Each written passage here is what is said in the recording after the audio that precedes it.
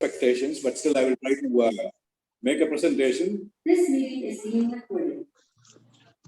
No, this is an actual research project on reproductive biology and conservation and restoration of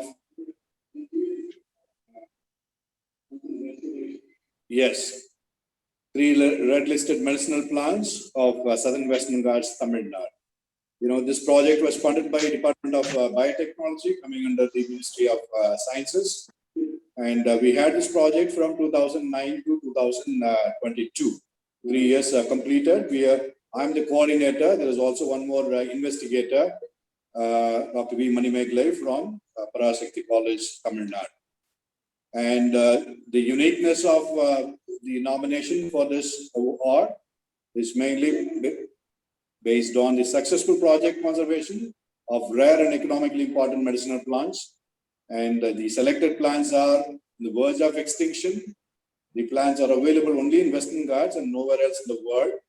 And the target is to multiply the seedlings and saplings for reintroduction into the wilderness or the forest. The objectives are, like, we have major 4 objectives. First one is to make a survey and locate the proposed species and map the distribution, population dynamics in Southern Western Ghats. Can you move your slides? Okay, the slides are not moving. Yeah. Qureshi, you can do it from your side if it's not moving. 1 second. It's very, very difficult. Speak, yes. Yeah, my objectives are like to survey and locate two species of medicinally important rare plants from Southern Western Ghats, to check the feasibility of vegetative propagation and establish facts on seed biology and develop protocols for plant conservation and sustenance by establishing seed and seedling banks. The third objective is to develop a rapid and in vitro regeneration protocol for multiplication of plants, and also to go for in vitro and ex situ conservations. Finally, to restore or reintroduce the multiplied plants in the respective forest habitats for checking their establishment and survival in the field conditions. So within this period, we made around 30 field surveys to collect the plants from different localities, and all the 3 species, namely Ethnocarpus, Macrocarpa, Garcinia, and Bucuria, were located and collected in flowering and fruiting conditions, and about 20 accessions were preserved. The seed biology, anatomy, and reproductive parts, histochemistry, and germination studies have been conducted, and about 400 seedlings in each case were raised within a year's time. And similarly, in the case of tissue culture studies were conducted. Results are promising. If you could join again, sir, please. नहीं, अब ये अच्छा presentation चल रहा है यार, इसको मत रोको। कुरैशी जी बिल्कुल सही चल रहा है। बताया था ऑल इज ओके। जी सर। 15 मिनट ले ले, कोई बात नहीं, चलने का सही काम कर। जी sir, right okay sir. Okay, so based on many surveys, we were able to collect the required plants, and all the geographical locations were identified. Though the forest area is very extensive, we were able to make collections and locate new places for the occurrence of the 3 different plants across the Southern Western Ghats. And based on this geo-coordinates, we were also able to make distribution map for all the 3 species. And this map is a new finding so far. The distribution map for all these 3 species like Ethnocarpus, Macrocarpa, or Garcinia, Travancoricea were not available.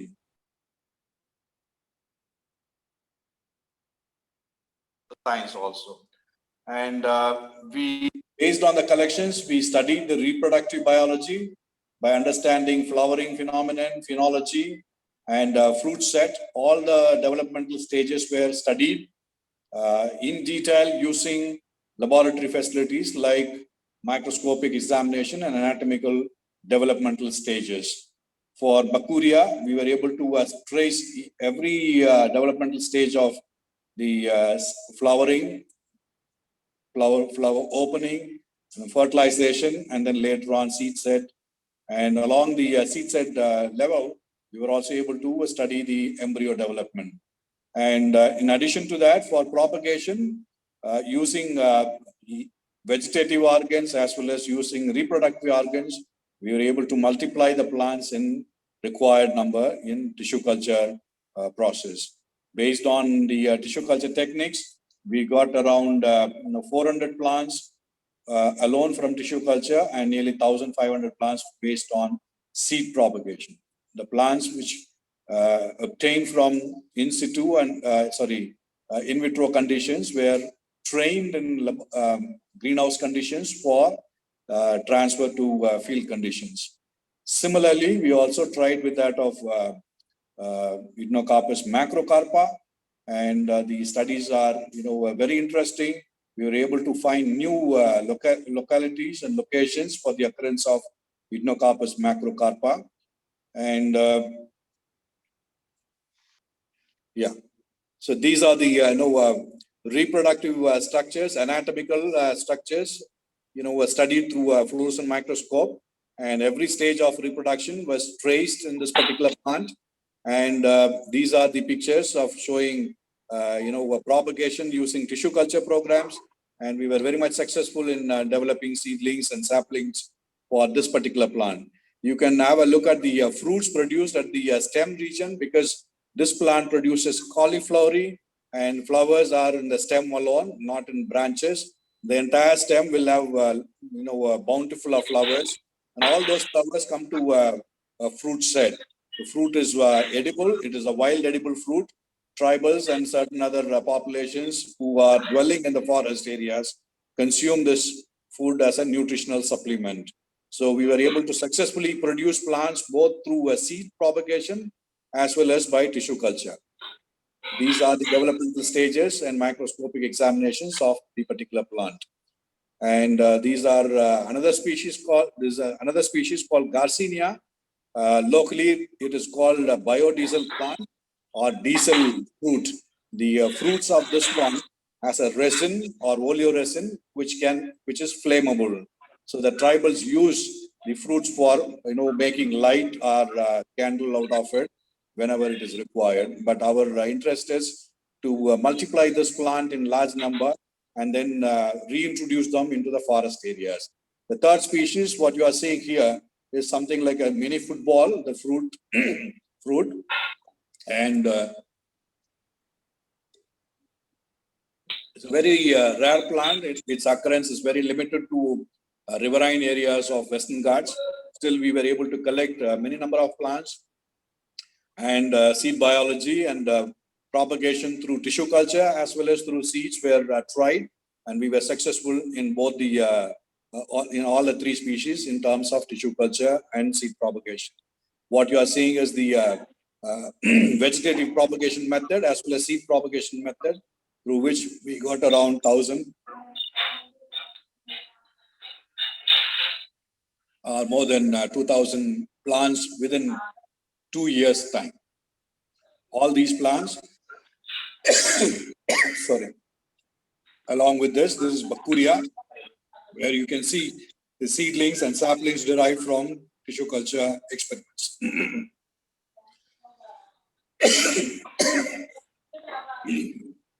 Anyway, sorry, my throat is choked. Anyway, coming to the challenges. If you look at the earlier literature, the distribution records for these plants are very, very less. In locating the target trees in different elevations,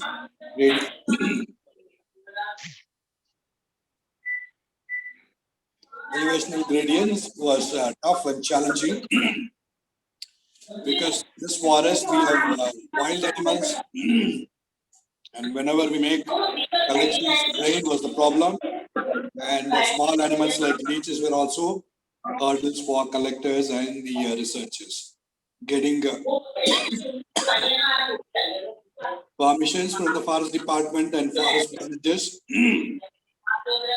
is also a difficult task, but still we made it possible, got the permissions for proper survey. Getting the help of local forest dwellers and watchers was also a major task, but still we were able to make some arrangements to have local forest help.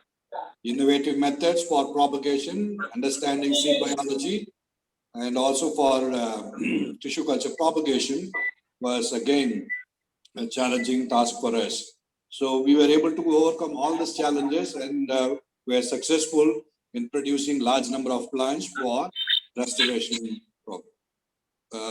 program. These are the vegetational sites or vegetation sites where this plant occurs, because whenever we visited these areas for collection, it's almost 90% misty weather conditions. In such a misty conditions, it was very difficult to locate the plants, but still scholars and myself were able to locate these plants and collect the materials for propagation and tissue culture.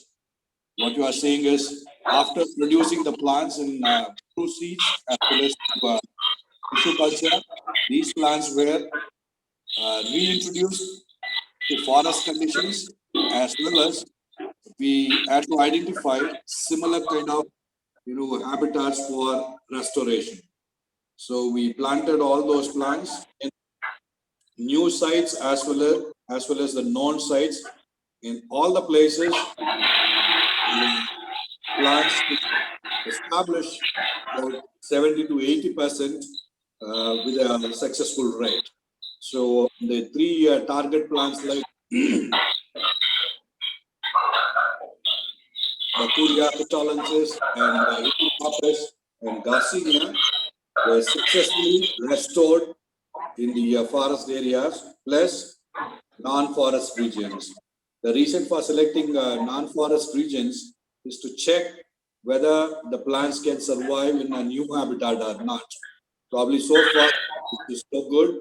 The plants are surviving, and about 70 to 80% of survival has been recorded, and we are very much happy about establishing these plants in both forest conditions and non-forest conditions. And we have a lot of new information, new findings based on this project, and the restoration along with the forest department is really interesting. Both the forest department as well as the local tribal communities helped us in restoring these things. So the conclusion is that based on this 3-year project, we were able to successfully identify and collect propagation materials from the forest, and we were also able to multiply them in large numbers, and we were able to restore or transfer those plants to real original forest habitats and near natural conditions. So it was the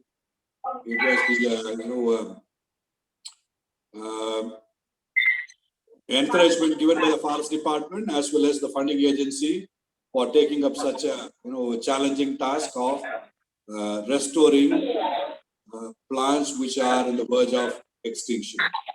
These are our findings, and these are our success rates. Thank you very much for the opportunity. And if you have any questions for clarifications, you are most welcome to ask. Thank you very much. At last, we could complete the presentation. Technical issues were there, but in spite of that, you have been able to successfully tell us what you have done. Now, I wanted to know whether most of them are fruit plants or they are just forest plants. No, these are actually the two plants are forest species, One Okay. plant is a wild edible plant. The fruits Okay. are edible, and there are certain tribal communities who relish these fruits whenever it is available. Wild animals relish the fruits whenever the trees are in flowering and fruiting, especially bear and elephants and certain birds, consume these fruits for nutritional requirement. It's a wonderful wild edible fruit plant. The other two plants are medicinally important. I think very good work you have done. So congratulations from our side. Thank you very much, sir. Thank you very much. Yes. Dr. Saab, I think the names which you have indicated in your presentation, these are botanical names. What Yes. are their Indian names? Actually, since they are, wild forest plants, the only local names are available, not English names, but I can just try to equate. The one which is edible fruit is actually called Mutaparam, means fruits produced in the trunk. That is the meaning, Mutaparam. The other Okay. one is actually called Kurang Mandai, which means the fruit is something like a monkey's head. The beautiful medicinal property is that the tribal people use the resins and the pulp obtained from the fruits for treating leprosy. It is 100% cure when they use this resins and the fruit pulp for leprosy patients. That is the information, new information that we derived from the Kani tribes of Western Ghats. So the plant name is actually monkey seed, or we can call it as Kurangamandai. Then the other plant, the common name is actually diesel fruit, which the reason is that the fruit gum is flammable. Even the raw fruit, if you can just fire it with a lighter on the stigma, it can catch up fire and it can burn like a lamp, or it can burn like a candle. Hence the name diesel fruit. Right. These are, vernacular names. Actual English names are not available for these forest species, and that's the reason why I've given you the botanical names. Okay, sir. Now you have multiplied them in enough numbers. Now, Yes. what the Department of Biotechnology, which is the funding agency, will do after that? See, the actual, I got it. The actual task given by Department of Biotechnology is that we need to produce, sufficient quantities of plants and reintroduce them into the forest areas. That is the first task that we have achieved.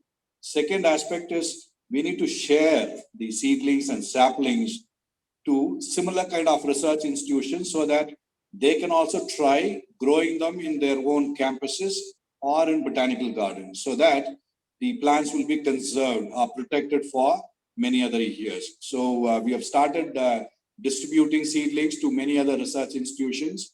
And one such institution is in Bangalore. The institution is called as FRLHT. This is a non-governmental organization, semi-governmental organization, which is also running a MSc program on biodiversity conservation. Similarly, 2 or 3 colleges, we have transferred seedlings and saplings. The plants are surviving. Yeah. Okay. Thank you, Professor. Excellent Thank you work. very much. Thank you very much. Thank you. Shall I leave or wait? Thank you very much, sir. Now.